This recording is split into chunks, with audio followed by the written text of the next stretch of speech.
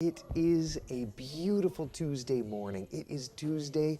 I'm First Warning meteorologist Eric Burris. This is Coffee Talk. We get together 7 days a week, chat about what's doing in the world of weather, hopefully getting your day started off on the right note, hopefully getting you up and at 'em, ready to go, all that fun stuff. Before we get too in-depth, let's just talk about the big stories that we are tracking. The top two things you need to know. First off, summer has arrived. Rise and shine. I have to talk quiet, by the way. Now I have to dial it down because we're in the newscast. Summer has arrived. Yeah, how about that? As of 5 and change this morning, 5:13, I believe this morning, we hit the summer solstice. And that means, of course, today, the longest day of the year. We'll talk more about that. We will also be talking about a big hit of summer. The temperatures are going to be climbing.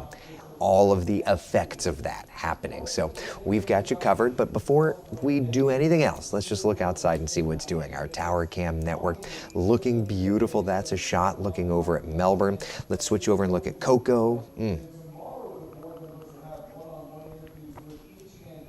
couple of clouds overhead, the vehicle assembly building where, of course, there has been so much work these last couple of days getting ready for this wet dress rehearsal on the Artemis rocket.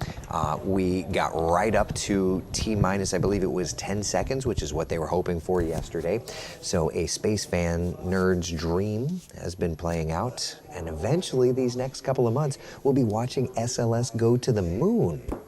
Unmanned at first, of course, but wild. Let me take you to downtown and see what's doing. There's I-4 traffic looking good. Of course, we've got live team traffic throughout the morning. Lake Eola, that camera's down.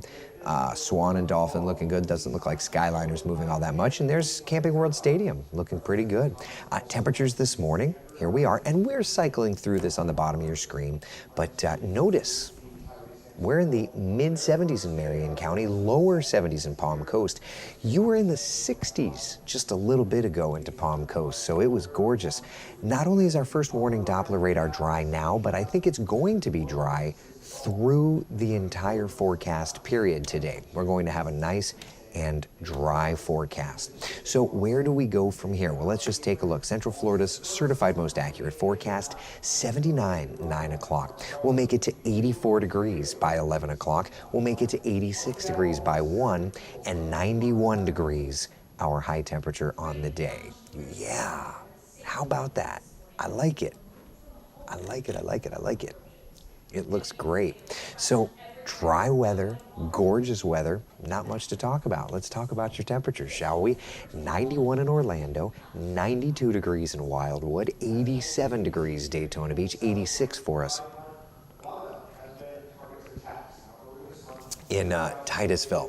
Looking very good. Emmy, good morning to you. Robin, good morning to you. And Robin says, enjoy this beautiful weather. That's certainly the way that I'm approaching it. Let's talk about Futurecast through the day today. You can see lunchtime, not much doing. 2 o'clock, same idea, looking great. I'm not making a full screen because, frankly, you're not going to miss anything. You know what I mean? 4 p.m., 5, 6 o'clock, still looking good. Even into the evening, we're nice and quiet. Now, overnight tonight into tomorrow, not much is going to change here either. Let's take a look. Tomorrow lunchtime, quiet, 2, 4, 6, 8. You know, maybe if I were to back this up a little bit, you could kind of see there's a little opportunity for rain like over the Nature Coast. But generally, we're a nice dry stretch of air. So what's going on? Okay, let's talk about the weather pattern. Nice and dry for now. If you look to the top of your screen here, way up here. Wait, where is it? Where's my button? Interesting that it's not working. Well, way up north of us, you can see it over Mississippi, there's an area of high pressure. That area of high pressure is continuing to dry us out. And as it dries us out, we are looking good. We are looking great. Dry air in place. Looking ahead to Thursday, though, the problem is if we don't get rains, we're going to start to heat things up. Yeah, that means upper 80s. No, I'm sorry, I'm just kidding. Upper 90s. It's going to continue to get hotter and hotter and hotter. Look at what happens Friday, same idea. So these next couple of days, and this is not the hottest air of the season, okay? We hit 98 already this year. We're not expecting 98, but 93 for us tomorrow, 97 on Thursday, 97 on Friday. So there's definitely heat in the forecast, absolutely. And we're going to be getting, that Thursday temperature, that is going to be in the ballpark of record heat. I'm not expecting record heat, but it's definitely in the ballpark of record heat. So what do you do? What do you do to beat the heat? Do you have plans? Are you doing anything? Today, the hottest day of the year? I'm just kidding. It's the first day of summer. We talked about this a little yesterday, but today, the longest day, 13 hours, 57 minutes, 41 seconds in Orlando. It's not going to be the hottest, but it is definitely the longest day of the year. And maybe I already knew this, but I'm not aware that I knew this. Did you know that the further north you live, the longer today is? I guess I've never really looked into this before, but as interesting as it is, we're just in Orlando, we're just under 14 hours worth of daylight. But you get up toward like New Jersey, New York, you're talking 15 hours. They literally have, in New York City, they have an extra hour of sunshine today versus us. Today, 1 second longer than yesterday of daylight. Tomorrow, we lose that second. The next day, we lose 3 seconds. The next day, we lose 7 seconds. And the next day, we lose 12 seconds. And each day progressively gets shorter. I think that's so interesting. The way that it all has to do with the seasons and the orbit and all that stuff. This particular stat, though, I did not know. I did not know that the further north you lived, the longer today's daylight is. And I guess in turn, when you get to the first day of winter, it would be that much shorter of daylight up to the north. I guess it makes sense, I just never really thought about it. I don't know. Anyway, I'm sure up and down the East Coast you could go to the beaches, but for us in Central Florida, certainly can go to the beaches. Surf running 2 to 3 today. Moderate risk of rip currents, and I do want to caution you, the rip currents are a genuine concern. So what is a rip current? Well, if you've lived here for forever, you're probably very aware. A rip current is this area. Basically, it's usually between 2 sandbars. It's a little area of deeper water. Because what happens is, as the wind pushes that water ashore, making the waves that we see every day, that water has to go back out. You don't really think about it, but that water has to go back out. And usually it rushes into the deeper part of the sandbar and rushes out. And if you're stuck swimming in that spot, you're in a bad spot. I've felt it, and if you've lived here long enough, certainly you have as well. But if you're in that spot, you'll start to get pulled out. It's that rushing channel of water that'll pull you out. And if you are unaware of it, you'll just try and fight against it, but you can't fight against all that water. Water is so powerful. So you end up exhausting yourself, and heck, we just had somebody who drowned over the weekend. They were at a non-guarded beach. They were there late, and they were trying to fight a rip current. So what do? You swim parallel, because what happens is, if you're in that rip current, you can't swim against it. The water will be too strong. But if you swim parallel, and then you try, and if you're still stuck in it, you go back out. And then if you try again, you'll eventually be out of that rip current, and then you can make it back to shore safely. You just can't exhaust yourself, and that's the big thing to remember. So moderate risk of rip currents today. Moderate risk of rip currents today. Seas and surf running 2 to 3. Water temperatures in the lower 80s. Looks great, feels great. Breeze running 5 to 10 miles an hour. It is an absolutely beautiful day. If you're wanting to go out and play at the water parks, Volcano Bay today, looking good. Opens at 10 a.m., runs until 7 p.m., looking good there. 91 degrees the temperature. So all said and done, I think we're good. I think we're good. Susie says, wow, never knew that. In Iceland, the sun doesn't set completely. Oh, man, see, that's wild. Good day to you, Beverly. I hope you're doing well. Yes, but can you imagine how much hotter it would be with the increased sun? I know. Exactly. Dottie, good morning to you.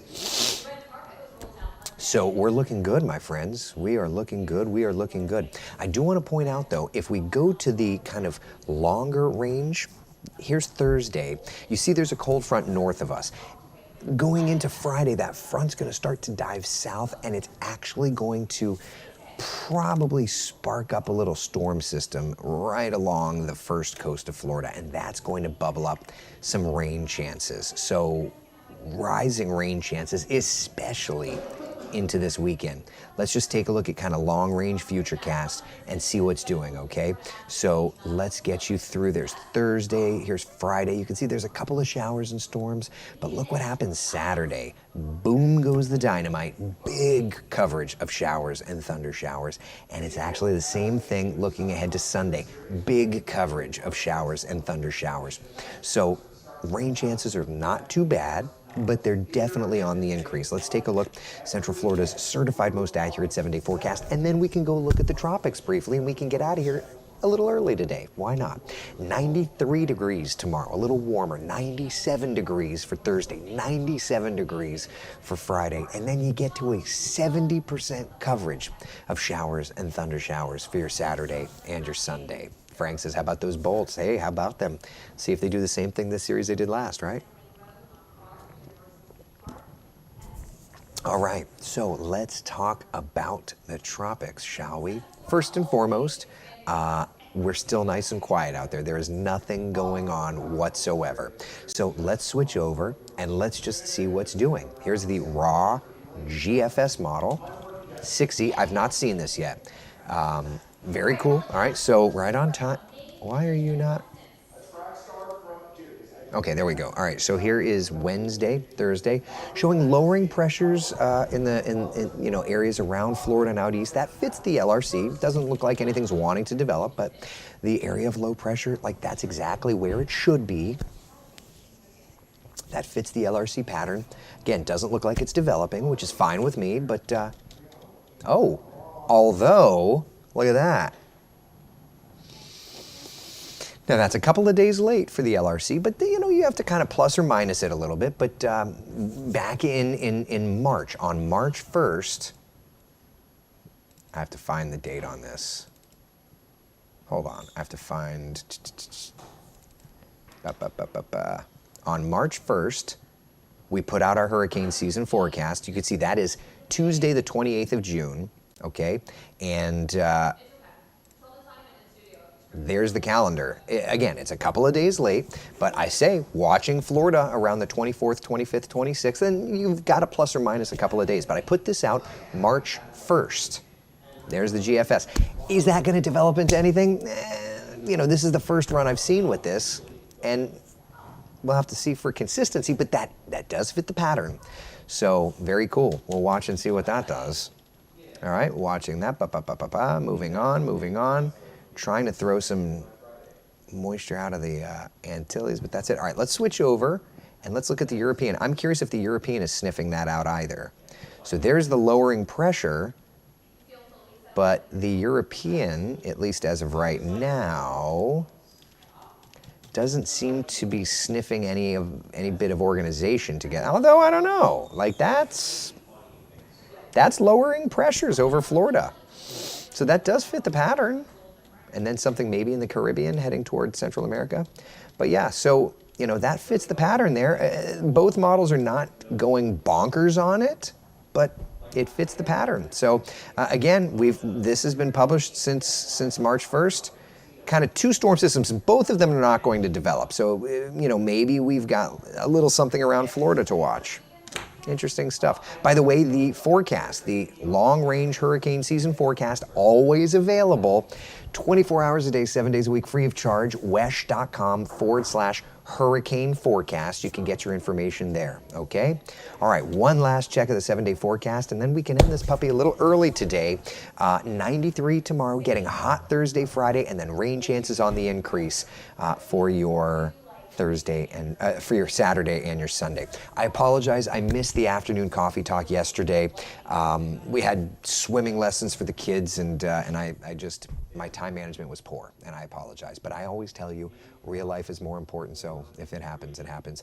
I will not miss Coffee Talk's afternoon update today. I can promise you that. So I will see you at 3:30 today. We will chat more about model data. We'll chat more about the forecast, the rising rain chances, and all that stuff. All right. Be the sunshine in someone else's day. Thank you so much for hanging out. I'm going to go get ready and do TV here in just a couple of minutes.